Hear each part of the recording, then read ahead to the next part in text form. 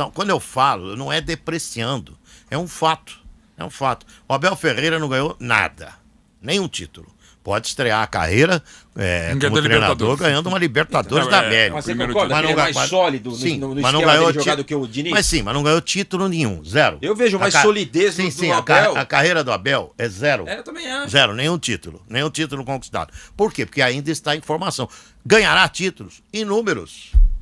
Acho que ele tem condição de ganhar muitos títulos. É um bom treinador. Fernando Diniz. Bom treinador. Eu também está se formando. Não é depreciativo quando eu falo. Quando eu falo, sabe, tem alguns absurdos que são ditos. O Mauro coloca bem isso. Que é espetacular, fenômeno. Não é nem para isso, né? E nem falar que ele é um técnico ruim, porque ele não é um técnico ruim. Ele é um técnico teimoso? É um técnico que às vezes tem a monocultura tática?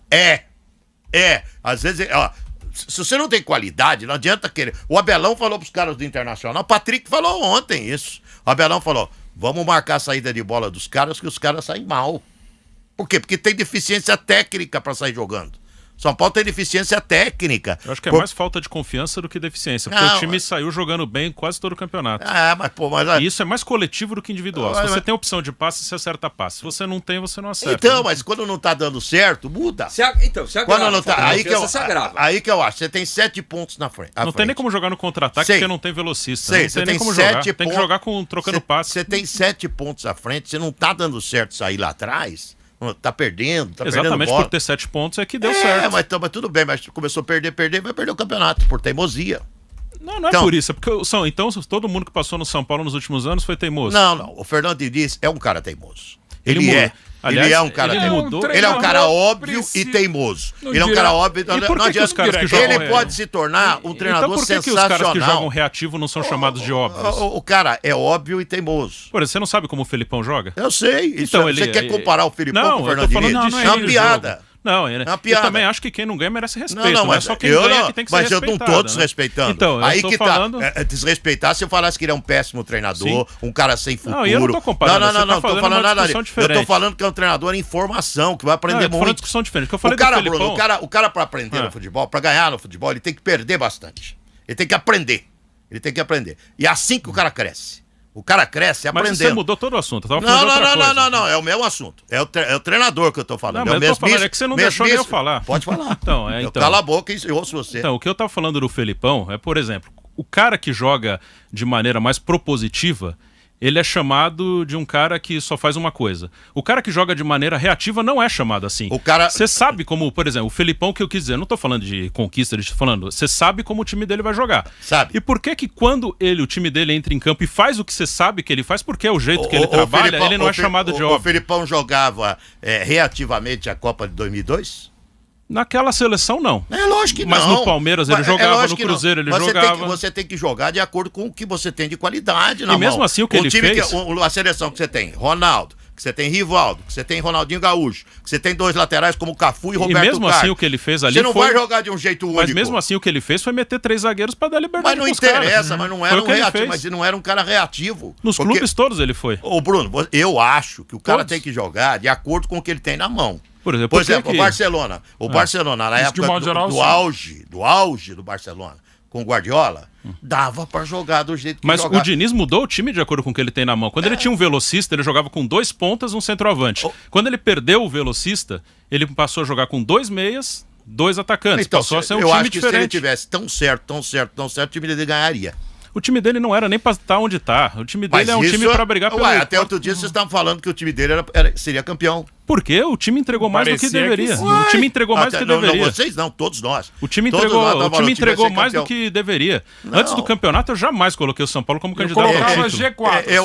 Eu acho o Diniz um cara que é um bom técnico. Eu achava que o Flamengo ia ser campeão. É um bom técnico, precisa aprender mais. Claro que tem que aprender. Ele vai aprender perdendo. Ele jamais poderia fazer publicamente o que fez com o Tietê. Não, isso não... Isso é erro de um cara que... Isso pra mim, cada um tem o seu jeito. Eu tô falando na concepção tática. Desde que o São Paulo tá na fila, ele foi o técnico que mais levou o São Paulo próximo a um título. Muito bem, e ele, na minha opinião, vai ser demitido do São Paulo a partir do instante que o São Paulo não tiver mais condições matemáticas de ganhar o título. Não, mas isso aí tá normal, o São Paulo demite técnico todo dia. A partir do instante que não. Mas ele não é eterno no São Paulo. Esse rapaz aprendeu tanto no São Paulo, tanto, Ele aprendeu tanto Sim. que o lugar que ele mais aprendeu foi o Sim. São Paulo, que foi o grande desafio da vida dele, que ele vai ser melhor em qualquer outro time que ele for disputar agora, que ele for dirigir agora. Sim. E isso é normal. O tempo vai deixando o cara bom. E, ó, isso é normal. Se você for ver a história dos grandes treinadores, toda ela é assim. Não adianta você querer que o Fernando Diniz, a gente fale, ele é mais técnico que o Filipão. Não é.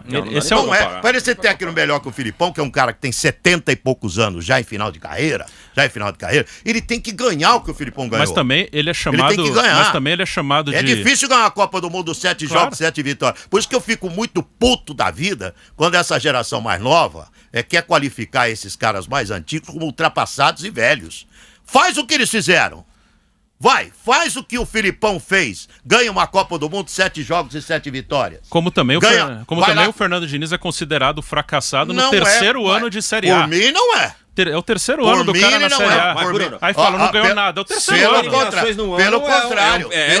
Um cara, sim, como o São Paulo tem sido assim nos últimos anos. Mas aí você comparar o fracasso dos outros pra justificar Não. O cara fracassado. No brasileiro, o São Paulo não fez boa campanha. A melhor campanha do São Paulo no brasileiro. O cara fracassado não sai do Atlético Paranaense, do Fluminense e vai dirigir o São Paulo. Mas ele foi chamado de fracassado, de perdedor no terceiro ano na elite. Não, pra mim é ascensão de carreira. O Cuca tinha esse rótulo até ganhar. Não. O Cuca foi massacrado até ganhar. Você concorda o Abel comigo? até Se é ganhar só o Libertadores. terceiro ano dele na elite, ele não poderia pegar o São Paulo ainda. Não, eu acho o seguinte... Mas agora ele já pegou, não adianta discutir o que aconteceu há um ano e meio. Isso já era. Isso aí não é agora serve de desculpa. É só o terceiro ano dele na elite no futebol, com péssimos trabalhos anteriores. Com uma evolução. Entendeu? Então, com uma grande evolução. Casa, o Fernando Diniz, ninguém pode discutir a evolução desse rapaz.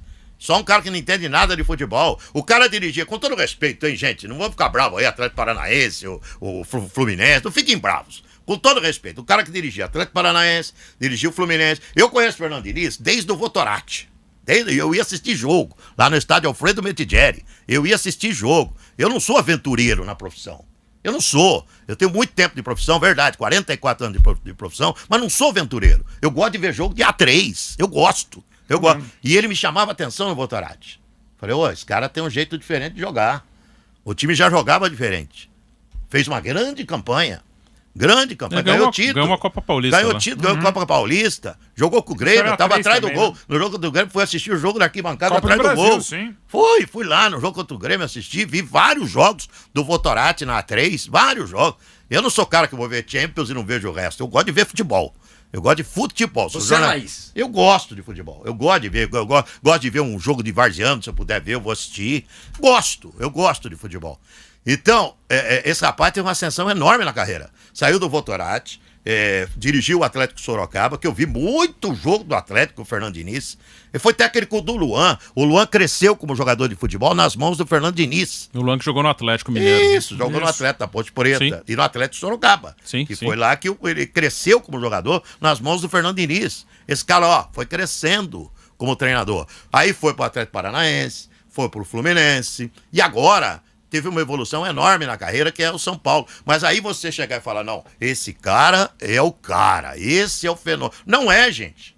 Não é, porque ele está aprendendo ainda com os erros. Cometeu erros no São Paulo? Claro que cometeu erros no São Paulo. Ele reajustou o time de uma forma inteligente para mim, quando ele colocou o Luan. Que ele botou inegáveis méritos. Inegável. Quando ele perdeu o Antony, ele reajustou o time. Ele não tem outro jogador igual. Aí o que ele tinha que fazer? Ele tinha que botar um cara ali, porque a defesa do São Paulo era muito exposta. Era muito aberta a defesa do São Paulo. Tomava muitos gols. Ele falou, não, vou botar um cara aí. E é o único cara que o São Paulo tem com essa característica. Quando não joga o Luan, não tem quem pôr. Se bem que quando joga, isso também é meio injusto com o próprio Luan, porque ele joga um peso em cima dele que não é dele, é uma coisa coletiva. Quando ele não jogou com o Bragantino, ficou, o Luan não jogou, tomou 4.